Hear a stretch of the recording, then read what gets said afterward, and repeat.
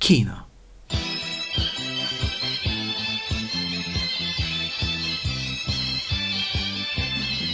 Igen, Kína.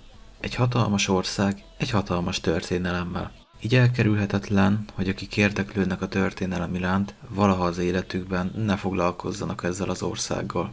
Mert hát, miért is ne foglalkoznál vele? Kínának egy tök nagy és érdekes történelme van. Tessék foglalkozni vele, ne legyél buta. Jelenleg Kína egy egységes ország. Mondjuk ez technikailag nem teljesen igaz, mert Tajvan... Akarom mondani, hát nyilván az, hát hogy ne lenne Kína egységes, Kína a legerősebb, Kína a legjobb, ilyen Xi Jinping, ilyen micimack. Szóval Kína most nagyjából egységes, de ez nem volt mindig így. Sőt, kifejezetten sokszor nem volt így. Ezért most az első alkalomról szeretnék beszélni, amikor valakinek sikerült egyesítenie ezt a hatalmas országot. Amikor is ez a bizonyos ember megvalósította azt, amit őseinek nem sikerült évszázadok alatt, és létrehozta a kínai császárságot. De ugyanebben a videóban nem csak róla beszélnék, hanem az ő dinasztiájáról, és bemutatnám azt, hogy ez a próbálkozás igazából milyen rövid volt, és milyen hamar csődbe ment. Szóval ez a videó a Qin dinasztiáról fog szólni. Na de az egyesülés előtt hogyan is nézett ki Kína? Na most jön el az a rész, amikor egy rohadt hosszú bevezetés fogok elmondani, mert kontextus. A kontextus az pontos, főleg a történelemben.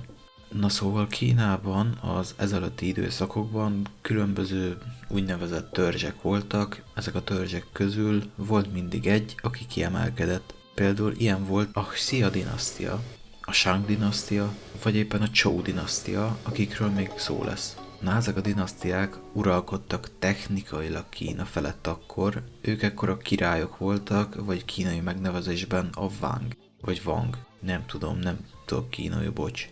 Viszont csak technikailag uralkodtak, ugyanis valójában a többi törzs is ugyanúgy uralkodott, kereskedett, vagy épp háborúzott egymással. Vagyis a valóságban Kína az ilyen különböző dinasztiai törzsi csoportok keresztüze volt.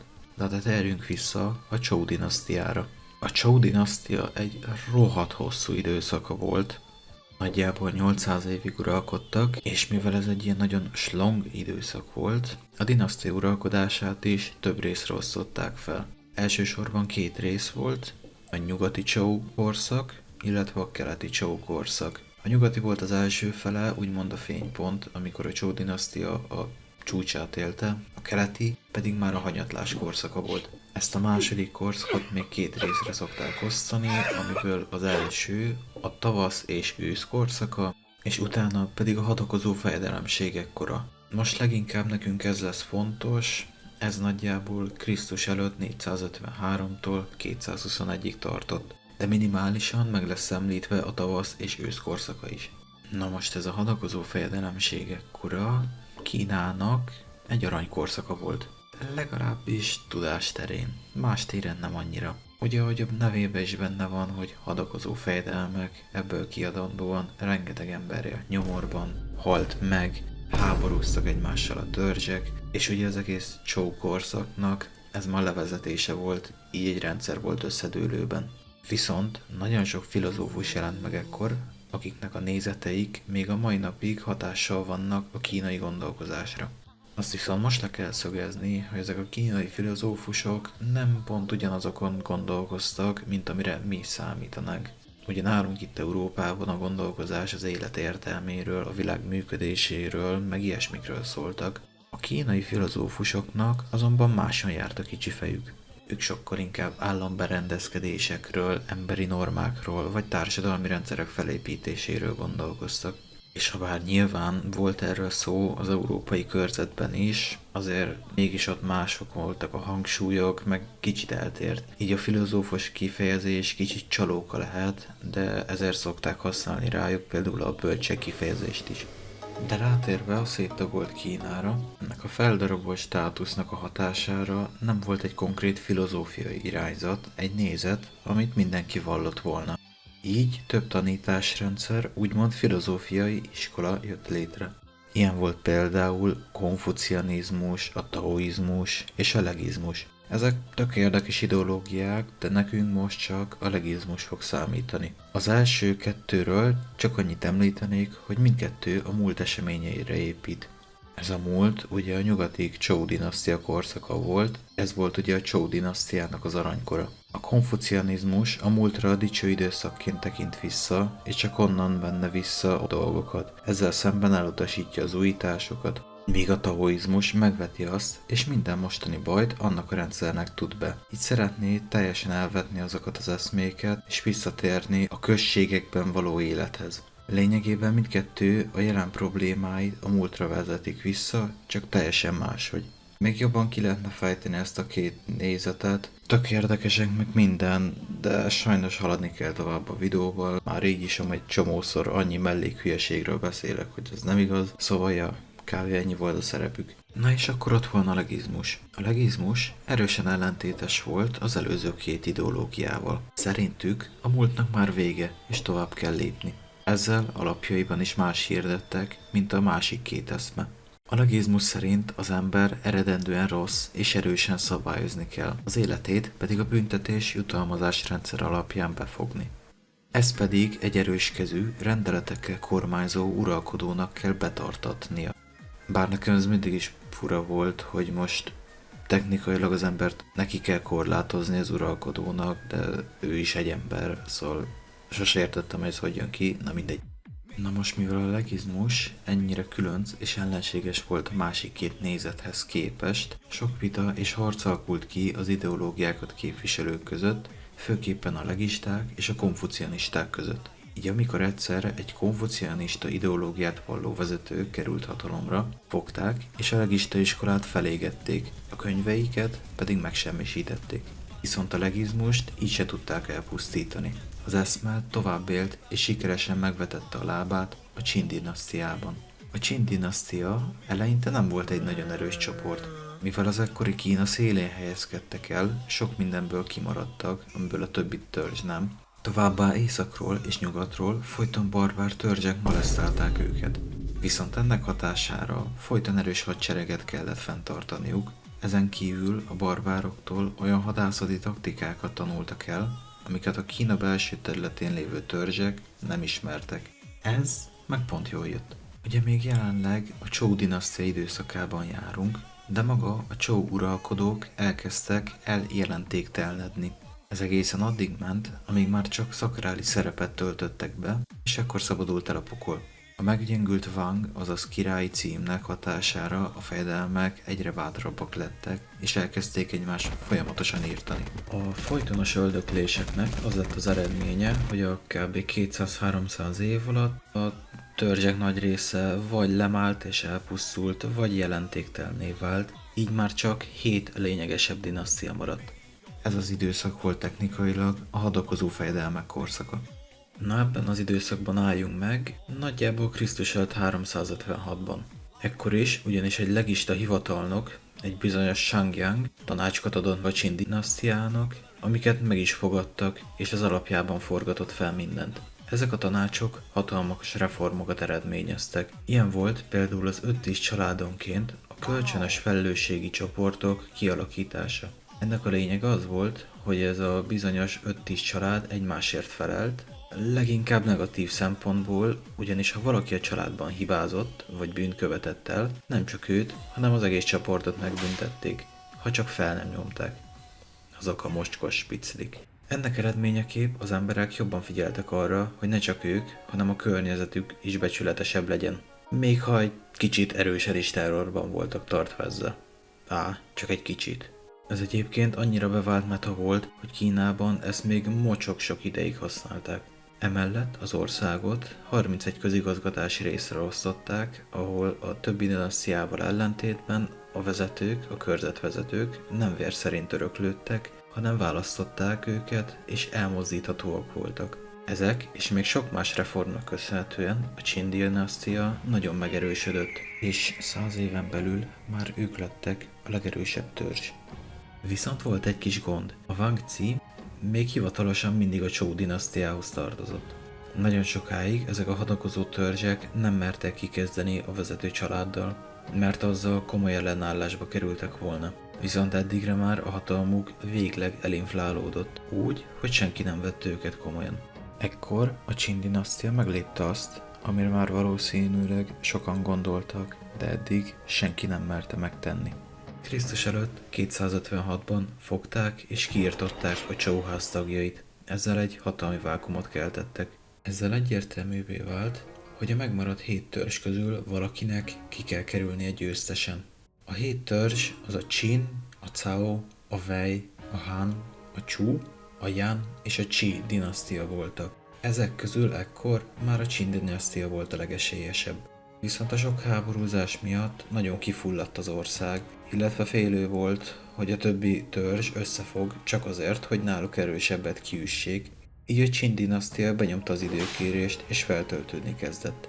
Ez idő alatt került hatalomra, nagyjából időszámításunk előtt 247-ben videónk egyik fontos szereplője, Ying Zheng, aki ekkor nagyjából 12-13 éves volt. Igen, a csávó 13 évesen már egy bazin nagy területet irányított, én meg 19 évesen már azért pezsgőt bontanék, ha nem buknék meg majd a szakmai vizsgáimon. Szintkülönbségek. Szintkülönbségek azok vannak. Mondjuk hozzá kell tenni, hogy ekkor még nem ő kormányzott. Voltak helyettesei, akik helyette uralkodtak, és ők se akartak addig háborúzni, amíg fel nem nő az uralkodó. De amint betöltötte 22 éves kort, Krisztus előtt 238-ban, ez számított az akkori Kínában a felnőtt kornak, azonnal kezébe vette a hatalmat, és megkezdte a végső leszámolást. Legelőször is a saját házatáján kellett rendet tenni. A dinasztia udvarában ugyanis a különböző fontos emberek elkezdtek klikkesedni, ami nagyon rosszat tett a belső egységnek, így a hozzá nem elég hülye embereket, szépen mondva kisöpörte a rákba. A belső tisztogatások után pedig Krisztus előtt 230-ban megkezdte a többi dinasztia felszámolását. Viszont volt egy kis probléma.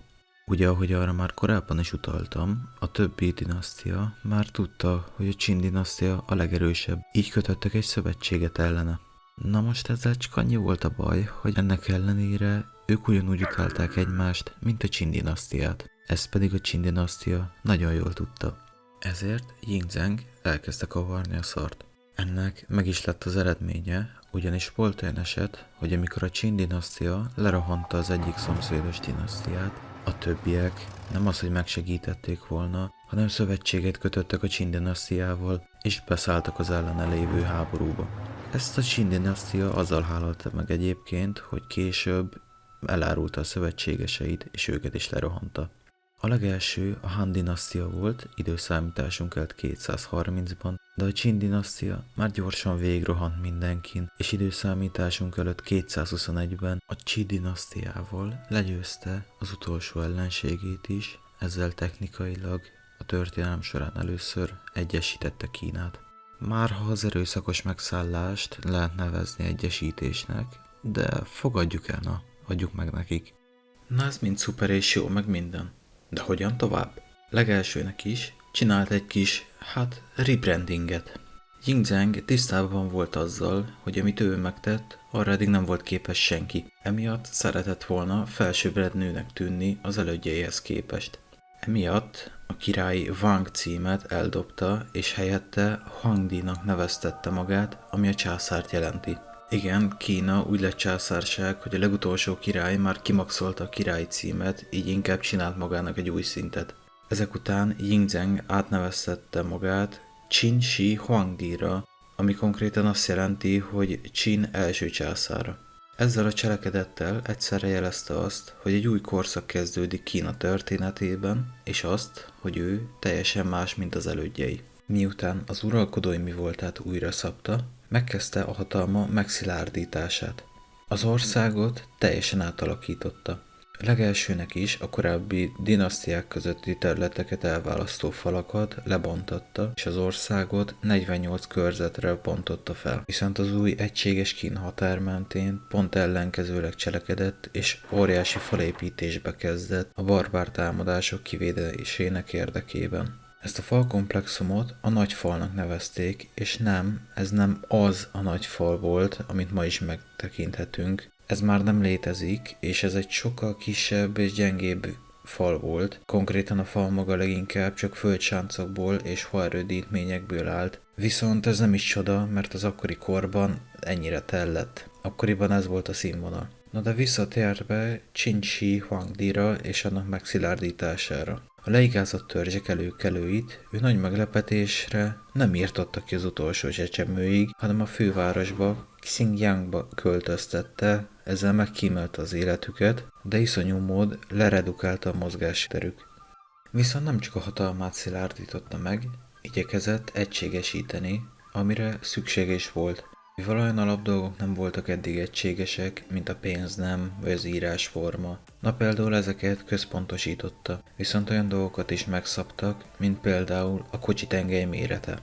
Igen, a kocsitengelyt. Felmerülhet a kérdés, hogy ez mind szép és jó, de mégis mi a ráknak?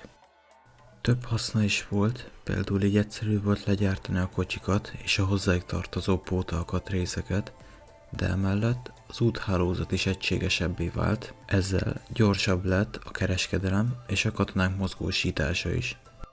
Na de saját hatalma megerősítése és az egységesítés mellett mit szeretett csinálni?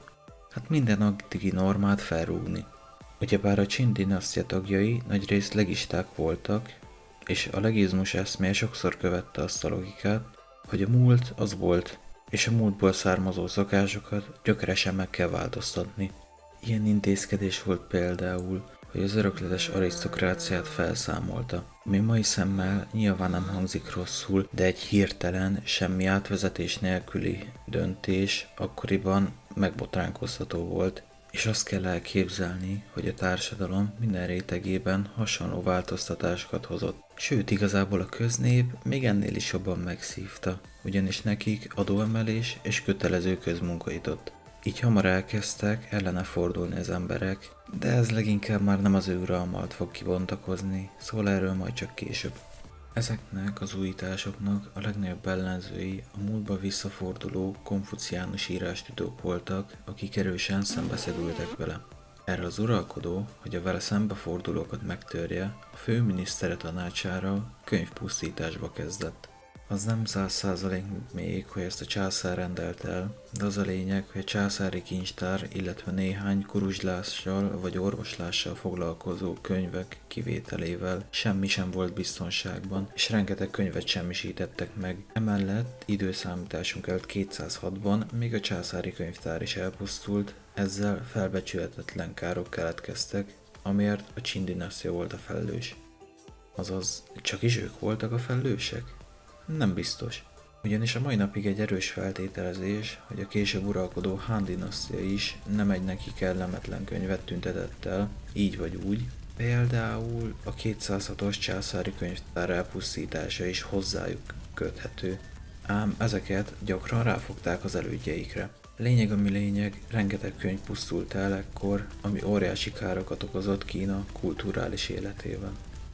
De nem csak ez volt az egyetlen nagy atrocitás a konfuciánusokkal szemben, ugyanis Qin Shi Huangdi nagyon szeretett élni. Sőt, igazából annyira szeretett, hogy ezt soha nem is akarta abba hagyni. Így nagy erőkkel kerestette az örök élet elixírét, amit az udvara mágusai be is ígértek, hogy na majd ők megtalálják neki. Na most, spoiler, de ez nem sikerült, és amikor rájött a császár, hogy ez így nem megy, becsapva érezte magát. Megbántották a kis lelkét. Így haragában fogta, és az udvarában található összes tudóst, köztük a konfuciánus tanácsadókkal is, elásatta a főváros piac terén. Élve. Ja, ezt mind csak azért, mert nem tudott örökké élni, amit amúgy nem sokára meg is érzett, lol. Ugyanis Krisztus előtt 210-ben Qin Shi Huangdi hirtelen megbetegedett, és meg is volt. Ezzel lezárta 11 éves uralkodását. Azt hinnénk, ennél rosszabb már nem lehet, de mégis. A trónon fia Qin Er Shi Huangdi követte, aki hát még kegyetlenebb volt, mint az apja. Konkrétan a saját testvéreit vagy megölette, vagy öngyilkosságba hajszolta. Tehát gyerekek, ha anyátok valaha is felhozza, hogy a tesódalti rossz testvérek vagytok, akkor csak fel kell hozni, hogy ti legalább nem hajszoljátok egymást öngyilkosságba, mint ahogy azt Kína második császára tette a tesóival. Na de térjünk rá a második császár uralkodására. Ugye apjától egy nehéz helyzetben lévő országot örökölt meg, hogy kezelte ezeket a problémákat? Sehogy. Hogy mi? De hát ez hogy lehet? Hát úgy, hogy ő maga nem foglalkozott a birodalommal. Ő csak szétpartiszta az agyát mindenféle fényűző mulatságban, közben az ő egyik legfőbb bizalmasa és egykori nevelője Cao Cao irányított, aki akármennyire is szerette és élvezte ezt a hatalmat, hát rendesen kezelni nem tudta. Az eddig is magas adókat még jobban megemelte, ráadásul a büntetéseket szigorította, így látni lehetett, hogy ebből hamarosan baj lesz, ami meg is történt. Időszámításunk előtt 290 kitört egy parasztfelkelés, amit sikeresen levertek, és azt hitték, hogy majd most minden rendbe jön. De az igazi lavina még csak most jött, mivel ekkor már az ország minden pontján szerveződtek felkelések, amik a következő években sorra törtek ki. Ebből két ember mozgalmát kell kiemelni, az egyik Xiang Yu, a másik pedig Liu Bang, akik a legjobban tudtak mozgósítani, és emellett jó hadvezérnek is bizonyultak, ugyanis sorra verték meg a császár csapatait különböző csatákban. A császárt viszont ez nem érdekelte. Rosszul volt, és érezte, hogy nincs minden vele rendben, amit Cao Cao áskálódása nem segített. Na most Cao Cao-nak már nem volt szüksége a császárra, ezért szerette volna eltenni lábalól. Viszont ehhez kellett az udvar teljes támogatása. Ezt próbára is tette. Az egyik tárgyaláson a császár kapott egy szarvast, amire Cao Cao elkezdte állítani, hogy az bizony egy ló. Na most így elkezdett bífelni a császárral erről, és kikérte az udvarancok véleményét is. A többségük már tartott Cao Cao-tól, ezért ők is belementek, és azt állították, hogy az bizony egy ló. Ez addig ment, hogy konkrétan belegeszlájtolták a császárt, hogy ez tényleg egy ló, és ő csak káprázik. Na de ennek nem ez volt a lényege. Cao Cao szerette volna megtudni, hogy kik azok az udvaroncok, akik tartózkodtak, vagy ellent mondtak neki, és azokat bizony eltette lábalól. Ezek után már senki nem volt, aki ellene pártolt volna, és bármit megtehetett a császárral ezek után.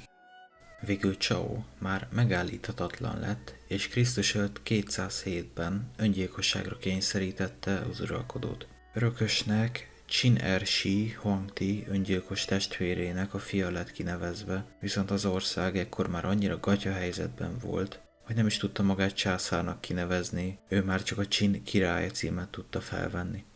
Uralkodásakor nem is csinált sok mindent, azt leszámítva, hogy Cao Cao-t fogta és ledöfte, mint egy óblahai csöves, de a birodalom ekkor már halálra volt ítélve, vele együtt pedig ő is. Habár Liu Pang megkímél neki, Xiang Yu ezt nem így gondolta. Ő betört a fővárosba, kivégezte a Qin dinasztia valamennyi tagját, és felgyújtotta a várost. Ezzel Ying Tse Ying lett a rövid életű Qin dinasztia utolsó uralkodója. Összesen 46 napot uralkodott, és Krisztus előtt 206-ban ki is végezték. Ezt követően Xiang Yu és Liu Bang egymás ellen fordult, és kezdetét vette az 5 éves háború, ami Krisztus előtt 206 és 202 között zajlott le. Ennek a végeredményeképpen Liu Bang került ki győztesen, és megalapította a Han dinasztiát, de ez már egy másik történet. A Qin dinasztia története sok tanulsággal járhat, például, hogy nem szabad mindent felrúgni, csak azért, mert te azt jónak gondolod, főleg, ha ezt te gondolod egyedül így. Vagy, hogy a múltat nem szabad felégetni, illetve elfelejteni, mert abban is sok értékes tanulság van. Meg ezen kívül még sok más. Esetleg ti mit gondoltok? Nektek mi jutott eszetekbe? Esetleg ha van valami gondolatotok, írjátok le kommentben. Én köszönöm a szíves figyelmet. Sziasztok!